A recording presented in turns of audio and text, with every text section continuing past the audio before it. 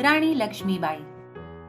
मराठे शाही के आखिरी पेशवा श्रीमान दूसरे बाजीराव पेशवा साहब गंगा तट पर ब्रह्मावर्त में अंग्रेजों से मिली पेंशन का उपभोग करते दिन बिता रहे थे।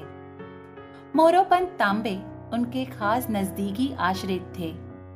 मोरोपंत की नन्ही बिटिया मनु से श्रीमान अपनी सगी बेटी समान प्यार करते थे। मनु हमेशा श्रीमान के गोद लिए बेटे नाना साहब के साथ रहा करती थी। उन्हीं के साथ घुड़सवारी, तलवारबाजी आदि मर्दानी और मैदानी खेल वो खेला करती थी। झांसी के राजा श्रीमान गंगाधर पंत नेवालकर की कोई संतान न थी। उनकी रानी साहिबा हाल ही में परलोक सिधारी थी। पेशवा ने खुद होकर रस लेते हुए मनु का विवाह श्रीमान गंगाधर पंत के साथ रचा दिया। एक आश्रित की बेटी झांसी की राजलक्ष्मी रानी लक्ष्मीबाई बनकर सोने चांदी के फूल बरसाती, शक्कर बांटती, हाथी पर बड़े ठाट बाट से सवार होकर झांसी पधारी थी। अपने रूप गुणों से तथा स्नेहल स्वभाव से रानी लक्ष्मीबाई ने थोड़े ही समय में झांसी की प्रजा का मन जीत लिया। रानी प्रजा के सुख दुख सहज ही बांट लेती थी। उसने अपना मर्दानी खेलों का शौक निभाया। इतना ही नहीं तो झांसी की सेना में स्त्री सैनिकों का एक दल खड़ा किया। रानी ने एक प्यारे से पुत्र को जन्म दिया। राजगद्दी को वारिस मिला। सभी ओर आनंद फैला। परंतु नियति ने कुछ और ही सोचा होगा। मामूली सी दुर्घटना में बाल राजा का देहांत हुआ। बूढ़े तथा बीमार गंगाधर पंत हताश हुए। उसी आघात से सन 1853 में वे परलोक सिधार गए। झांसी के ऊपर और खासकर युवा रानी के ऊपर मानो गाज गिरी। रानी लक्ष्मीबाई मुसीबतों से हार मानने वाली अबला नहीं थी, बल्कि हर मुसीबत का शूरता से मुकाबला करने वाली सबल दुर्गा ही थी। उसने सारा राजकाज अपने हाथों में लिया। राज्य शकट को आगे बढ़ाने के इरादे से उसने एक सुलक्षण लड़के को गोद लिया। उसका नामकरण किया दामोदर राव। उसे गोद में बिठाकर उसने राजकाज निभाना आरंभ किया। राज्य विस्तार करने की कंपनी सरकार की नीति गवर्नर जनरल लॉर्ड वेलेस्ली के पश्चात गवर्नर जनरल लॉर्ड डलहाउजी बड़ी नेकी से निभा रहा था। कोई ना कोई मामूली बहाना बनाकर रियासतें खारिज करते हुए उस इलाके को दबोच लेने का वो अच्छा आदी बना हुआ था। रानी का लड़का गोद लेना इसने नामंजूर करते हुए झांसी की रियासत खारिज करने का फरमान जारी किया। रानी ने कंपनी सरकार के सामने झुकने से साफ साफ इनकार किया। गवर्नर जनरल का फरमान और रुपए 60,000 की पेंशन का प्रस्ताव उसने बड़े स्वाभिमान से ठुकरा दिया। रियासत पर कब्जा करने आए हुए मेजर एलिस नामक अंग्रेज अफसर को उसने मेरी झांसी नहीं दूंगी ऐसा करारा जवाब देकर विदा किया। अब उसका परिणाम अटल था। बलशाली ब्रिटिश साम्राज्य की ताकत से मुकाबला, युद्ध। रानी उसके लिए तैयार थी। अपमानित और लाचार जीवन जीने की अपेक्षा उसे सर्वनाश मंजूर था। कंपनी सरकार के शासन को उखाड़ फेंकने के और अंग्रेजों को देश से बाहर करने के उद्देश्य से एक देशव्यापी युद्ध की बड़ी गोपनीयता से तैयारी आरंभ हुई। इस युद्ध योजना में झांसी का सहयोग तो था ही।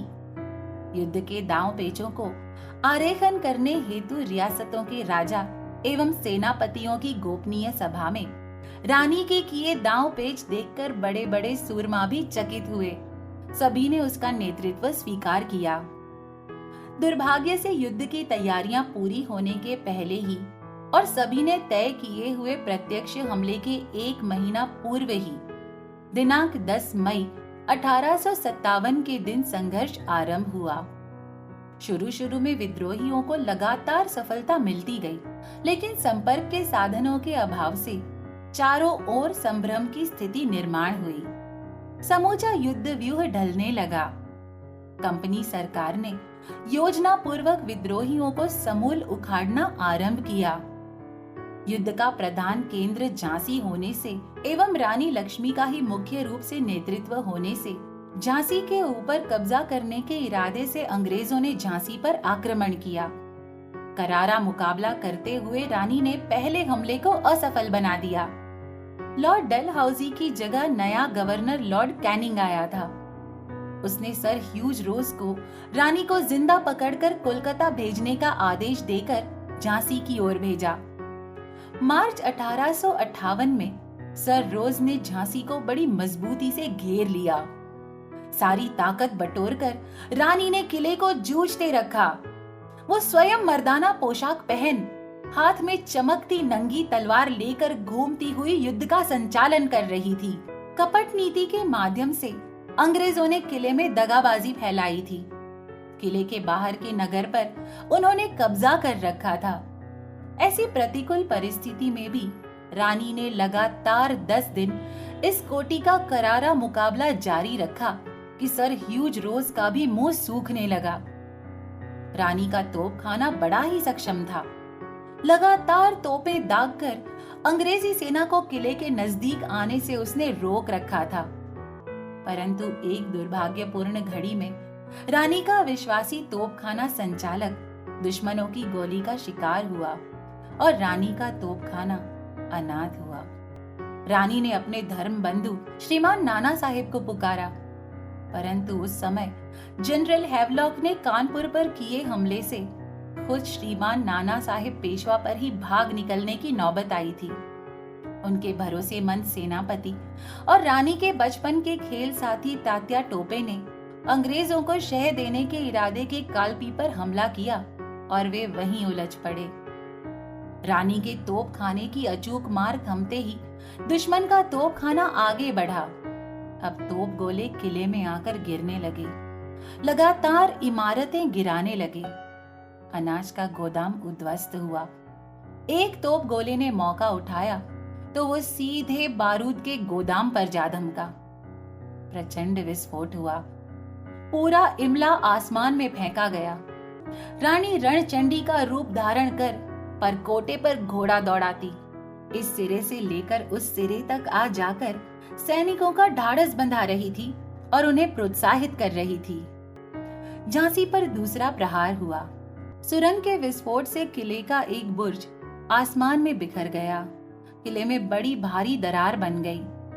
वहां से अंदर घुसने की कोशिश करने वाले दुश्मनों को रोकने रानी सेना की एक टुकड़ी लेकर दौड़ी।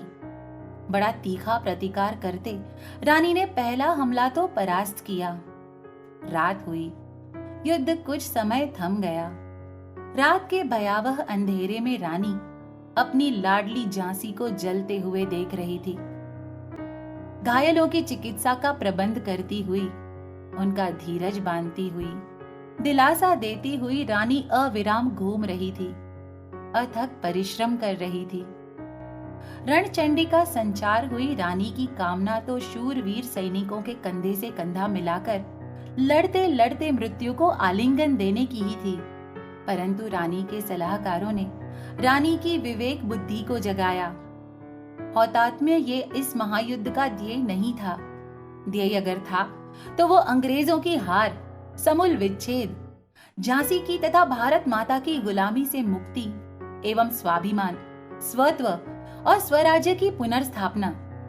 इस महान युद्ध में रानी की भूमिका केवल झांसी के संघर्ष तक सीमित नहीं थी। उस विशाल युद्ध पट पर अनेक केंद्रीय नेताओं में से वो एक प्रधान नेता थी।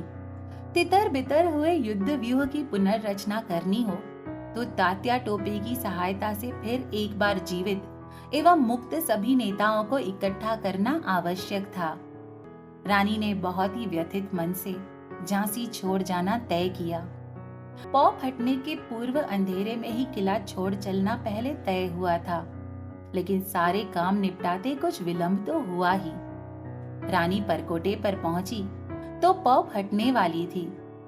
किले के बाहर से सर रोज की सेना का कोलाहल सुनाई दिया। शायद रानी के प्रयाण की सूचना किसी दगाबाज ने दी होगी। धंसे हुए बुर्ज की ओर रानी ने रुख किया। तब तक बीच दरार में घमासान लड़ाई शुरू हुई थी। सर्र करते हुए उसकी तलवार मयान से बाहर निकली। पीछे मुड़ उसने सवार को सूचक संकेत करते हुए तलवार ऊपर उठाई। उदीयमान सूरज की पहली किरण तलवार पर चमक उठी, मानो उसके दैवी कार्य को परमात्मा के आशीर्वाद ही प्राप्त हुए। हर हर महादेव की गर्जना गूंजकर शांत होने के पूर्व ही रानी ने घोड़े को इशारा किया। धसे हुए परकोटे पर से घोड़ा फेंका। सैनिकों ने अपने नेता का अनुकरण किया और उसका 300 सवारों का दल परकोटे के बाहर वाली भीड़ में घुस गया। सामने आए गोरे सैनिकों को जवार के भुट्टों के समान तोड़ते काटते बड़ी फुर्ती से दल आगे आगे बढ़ने लगा।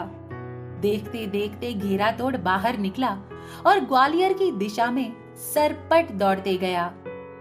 जान हथेली पर लेकर घोड़ा दौड़ाते रानी ग्वालियर के किले के महाद्वार पर पहुंची।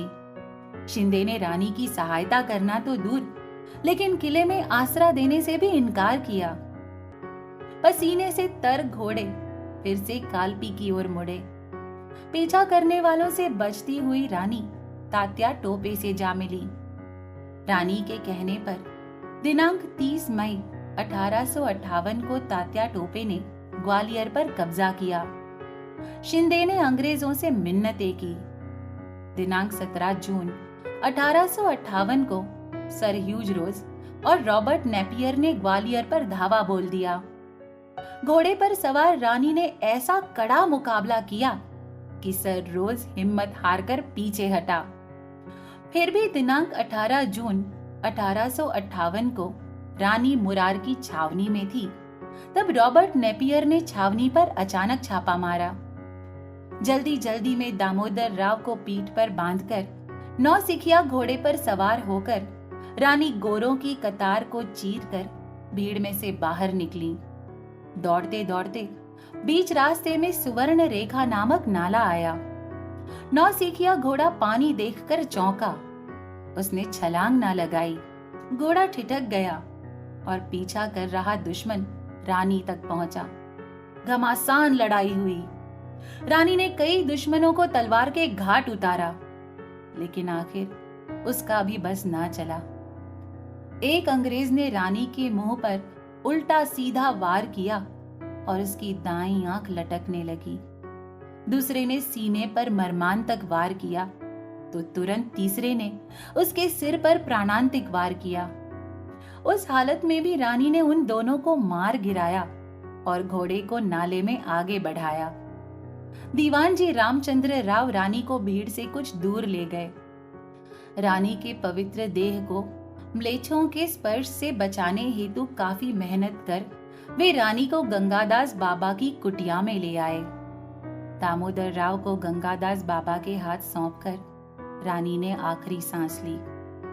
रामचंद्र राव और गंगादास बाबा जी ने घास की गंजी सुलगाकर रानी को अग्नि के हवाले कर दिया। एक तेजस्वी अग्निशिखा अग्नि को अर्पित हुई। रानी के देहार्पण की खबर सुनने पर रानी के ऊपर हमला करने वाले सर ह्यूज रोज ने लिख रखा है, विद्रोहियों की सेना में सबसे शूर तथा सर्वोत्तम सेनानी कोई मर्द नहीं तो एक औरत थी। वो थी झांसी की रानी लक्ष्मीबाई। स्वदेश एवं स्वाभिमान की रक्षा हेतु जूझती हुई झांसी की रानी लक्ष्मीबाई धराशायी हुई। आज भी रानी लक्ष्मी का स्मरण करते हर एक सच्चा बुंदेला गदगद होता है। खूब लड़ी मर्दानी, वो तो झांसी वाली रानी थी।